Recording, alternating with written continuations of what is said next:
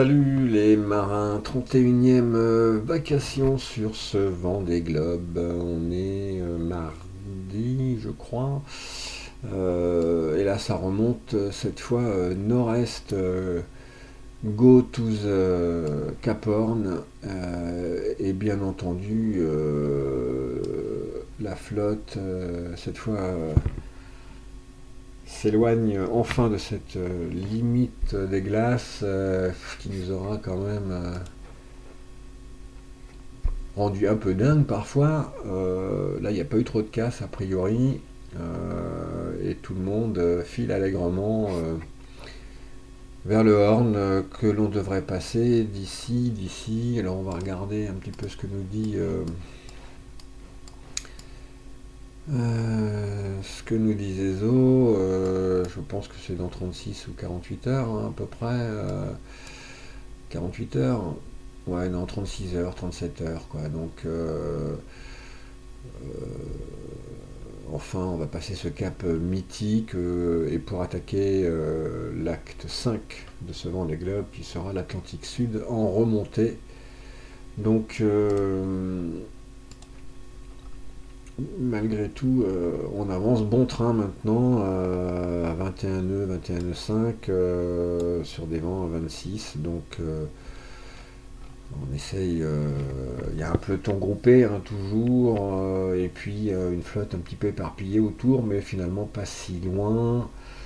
Mais c'est une sacrée passe d'armes toujours. Alors même si les options, comme le font remarquer pas mal d'entre vous, bon ben il n'y en a pas beaucoup. C'est un peu à la queue leu. Certains se découragent. Hein, je disais un petit peu. Bah, c'est une course de longue haleine. Moi aussi, hein, j'ai eu mes, et j'en aurai encore des phases de lassitude parce que c'est une course très très longue, mais difficile de dire qu'elle n'est pas passionnante parfois parce que l'Atlantique Nord en descente avait été épique. On a pas mal lutté dans l'Atlantique Sud. C'est vrai que l'acte 3 et 4, l'océan Indien et l'océan Pacifique, malheureusement, parce que cette ligne de limite des glaces était très très haute, nous a pas permis l'expression de stratégies différentes. Mais je mettrais bien un petit pari sur l'Atlantique et la remontée de l'Atlantique, en gros après le Horn, pour que tout cela s'affole de nouveau et qu'on assiste à un troisième restart ou un quatrième restart dans l'Atlantique. Donc il faut qu'on prenne notre mal en patience quand on est un petit peu à la traîne, et j'en fais partie, hein, puisque depuis le début je fais le yo-yo et je n'arrive évidemment à aucun moment encore depuis qu'on est parti, hein, depuis 36 jours. 37 jours, j'ai réussi à me rapprocher du groupe de tête comme je le voulais. Donc voilà, c'est comme ça. On fait comme on peut, à dire vrai. Il y a de moins en moins de bugs. Bon, j'ai déjà expliqué hein, les petits problèmes de waypoint. Donc effectivement, il faut là aussi être patient pour pour que la mise à jour de l'écran vous le fasse, enfin vous le montre correctement. Voilà, c'est pas confortable, je l'avoue bien volontiers, mais j'imagine que le vent des globes en réel, ce n'est pas confortable non plus. Donc voilà, on prend notre main un peu en patience. Alors, pas de grand changement au classement. Tarao mène toujours la danse devant All for One. Donc on a vraiment un tiercé assez classique. Hein, là, Tarao file sur un angle à 145 à 21,3. Donc confort hein, toujours pour l'instant et beaucoup de sérénité là devant pour notre leader actuel. Jamais bien loin de Topen. Et en baston avec Titanic et Fraise Volante.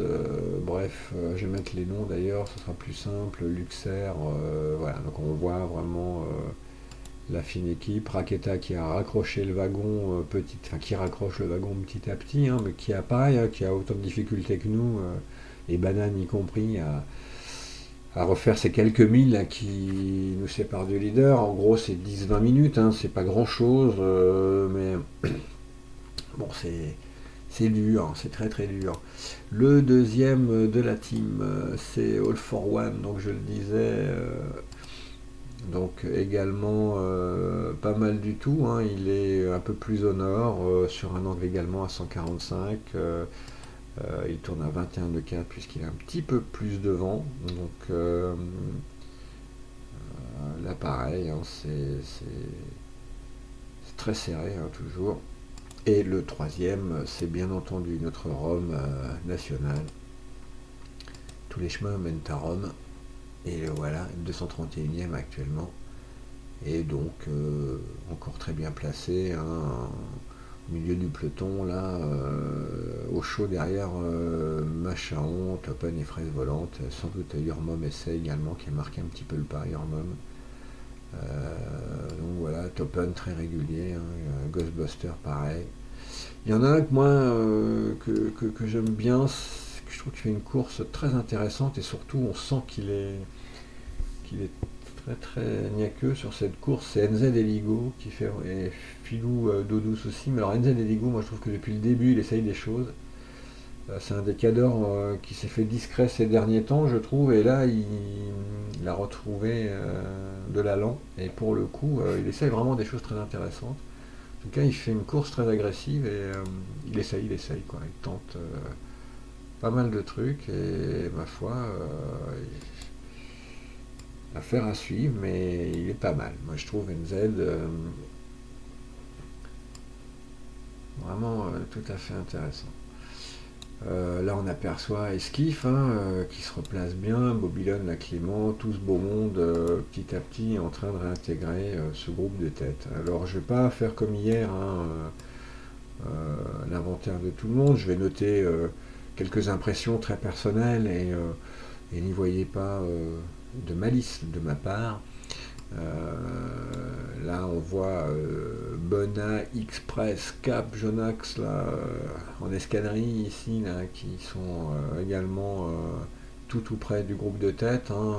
Ça se joue à 30 minutes là, donc en gros, c'est à l'instar de ceux qui sont un peu plus par là aussi, et Dany, Esquif et Thanos, Sunko et Ghost, c'est sauver les meubles, hein, de ne pas prendre trop de retard pour être encore bien placé après le Horn et attaquer une remontée de l'Atlantique encore dans les temps.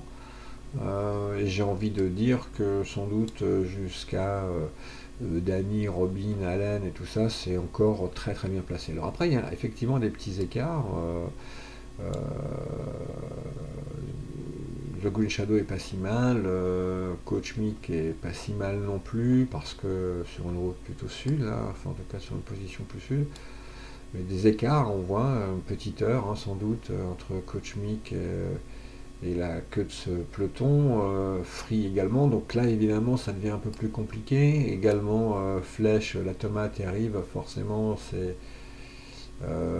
cet écart à combler est très très difficile, mais chaque mille à reprendre est très difficile, donc forcément plus les écarts se font et sont importants, et plus ça va demander des efforts. En tout cas, bon, il n'est pas exclu qu'on ira faire un petit tour sur la météo, mais bon, il faut espérer que tous ces camarades qui sont tout petit peu lâchés là vont pouvoir revenir à la faveur d'une météo favorable après le Horn.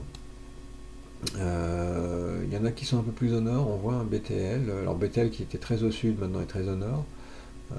C'est intéressant, Joe Barr et tout, Miyu aussi. Donc là, ils ont des idées secondaires à la tête. Alors, on voit, hein, ça va continuer là normalement le long de cette ligne orthométrique là, et puis sans doute certains espèrent pouvoir replonger à un moment très fort. Euh, donc voilà, c'est pour ça il y a des choix de route qui vont là encore se prononcer probablement. D'aucuns vont prendre une route un peu plus nord et puis voilà, replonger ensuite. Donc ça va être très très intéressant ce passage là. Mais il est sûr qu'on va arriver sur le Horn à toute blinde. On voit Après, il faudra pas se rater sur le passage de la bouée, bien entendu, et d'aucuns vont sans doute essayer des petits passages risqués à travers. Voilà. Mais bon, allez-y, on verra un petit peu comment ça va se présenter et surtout comment la remontée de l'Atlantique s'annonce. Alors j'ai fait quelques digressions hier à propos de ceux qui avaient joué le fameux point Nemo. Alors encore une fois, c'était pas du tout un jugement, c'était surtout une réflexion à haute voix. Et je suis convaincu effectivement qu'ils vont revenir sur le groupe. Hein. En tout cas, je l'espère vivement, mais c'est vrai que ils sont quatre, hein, Petit Dave, Varom, enfin voilà, il y a Loki sans doute aussi, enfin quelques-uns à avoir été chercher le point Nemo. Alors je vais vous dire, parce que j'ai reçu un petit message, on va aller sur Discord. Donc Varom, Loki, Monkey et 6 Sardillon, même 6 Sardillon si tenté. Alors on va aller voir tout ce beau monde, parce que c'est très intéressant. Donc ils ont tenté le pari de deux courses en une, et pourquoi pas, enfin là encore une fois, moi juste voilà, je m'interrogeais sur est-ce que le jeu en valait la chandelle, et 7 à 9 heures de retard annoncé, d'après ce que j'ai pu comprendre, c'est beaucoup. Euh, mais voilà, il n'y a pas de. C'est des choix, hein, que je respecte, bien entendu, donc encore une fois, imaginez en aucun cas que ce soit un jugement, parce que ce n'en est pas un du tout.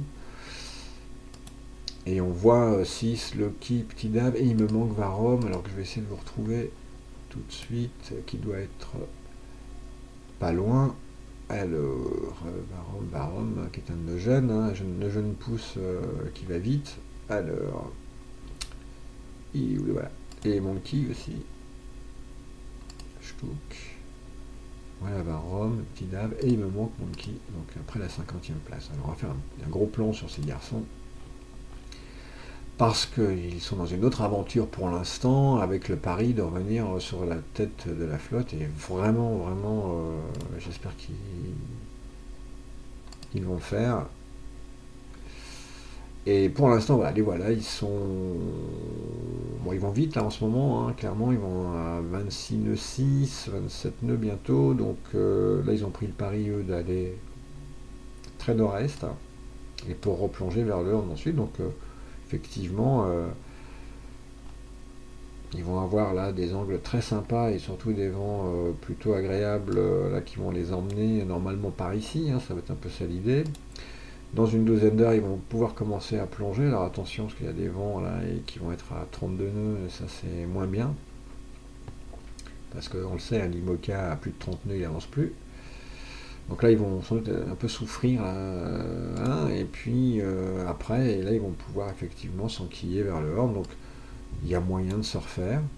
Ça va pas être forcément simple, c'est beaucoup de retard, mais sur le leader de la team, on va regarder ça.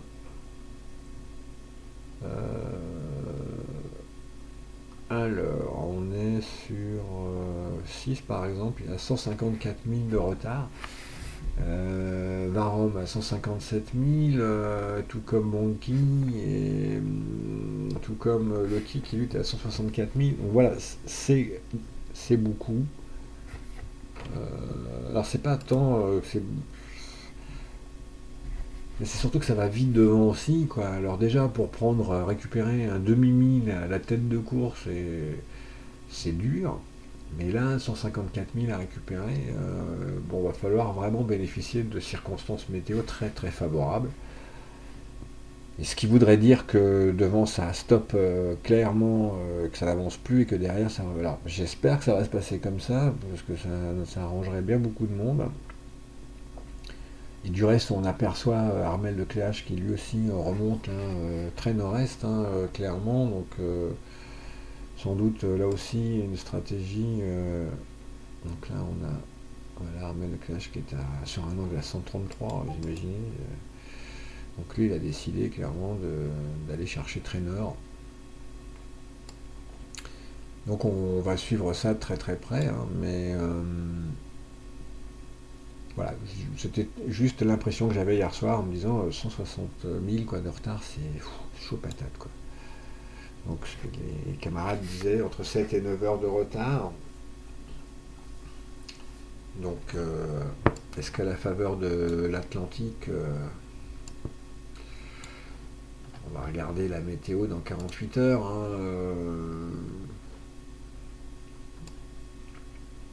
l'Atlantique est capable de nous réserver de sacrées surprises, bien entendu.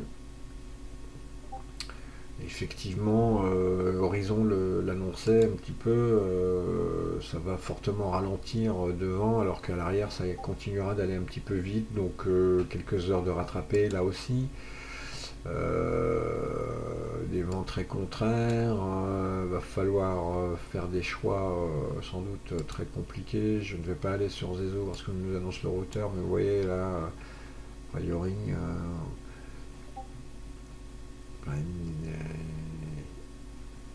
j'aurais pu aller voir sur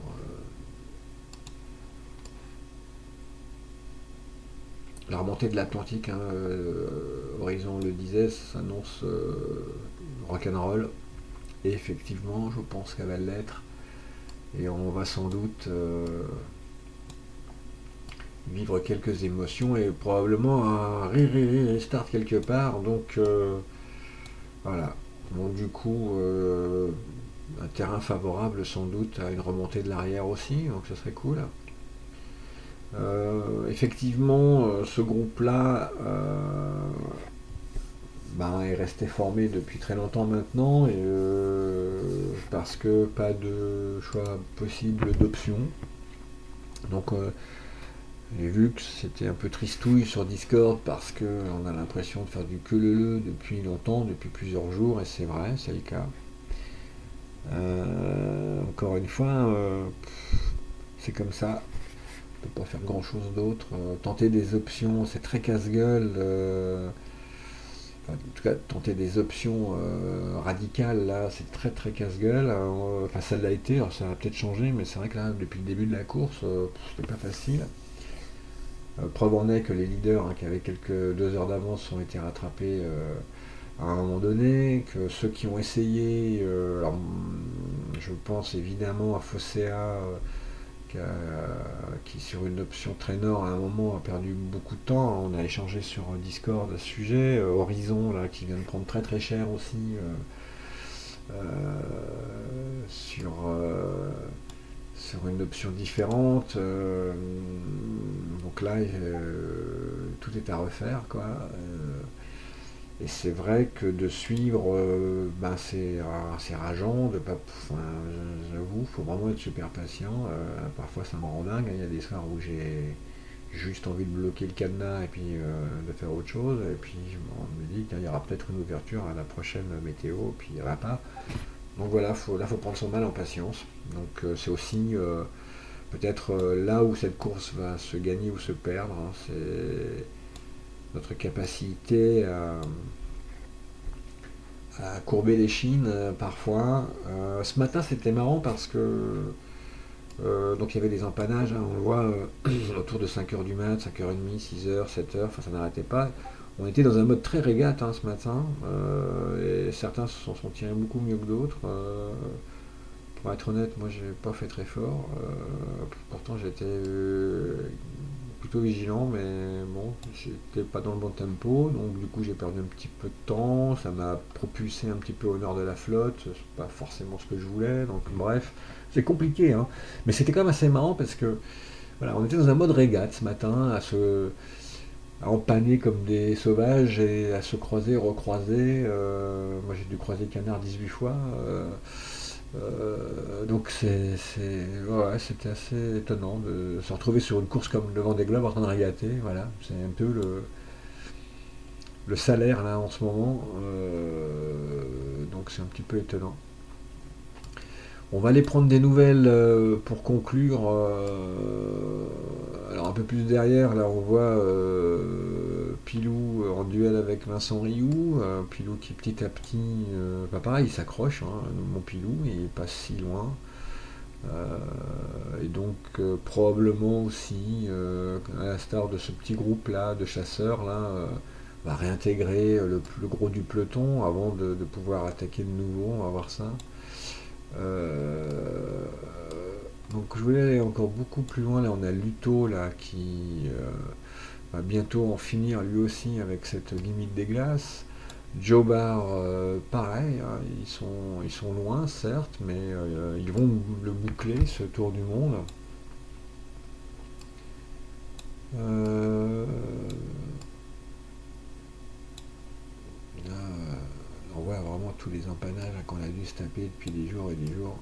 Et là, très très loin, donc on aperçoit encore des marins. J'essaie de trouver mon GG. Là, on a Dubois qui est là, donc qui lui régate avec les réels, hein. On voit le Yes We Cam là, qui est quand même pas si loin, hein, Yes We Cam, Bank Pop, chère Clarisse, et mon GG qui est là. Alors là, par contre, il ne bénéficie pas d'une météo super favorable, hein, clairement. Mon GG, on va aller faire un gros plan, tiens, pour lui remonter le moral et pour le soutenir, notre GG national. Donc vous voyez, il n'est pas du tout dans la même configuration que nous, hein. Il a des vents à 5 nœuds, il est scotché à 7 nœuds de vitesse.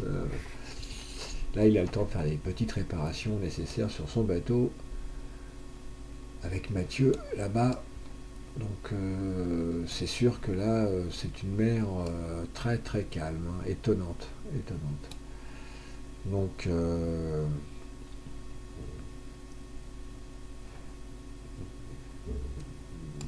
il faut qu'il s'accroche notre GG avec son bateau numéro 1. Je sais qu'il a un deuxième bateau en course.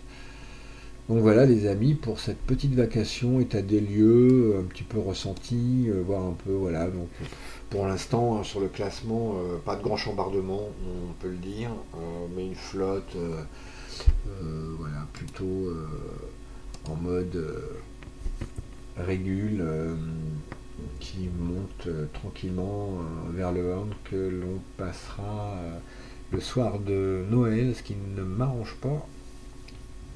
Ce qui va pas arranger grand monde, à dire vrai. Donc on verra comment on va gérer ça cette soirée. Si je dis pas de bêtises, j'ai déjà regardé l'autre fois, mais comme je suis lent, 4h du mat, putain ça va être une nuit course les amis. En gros,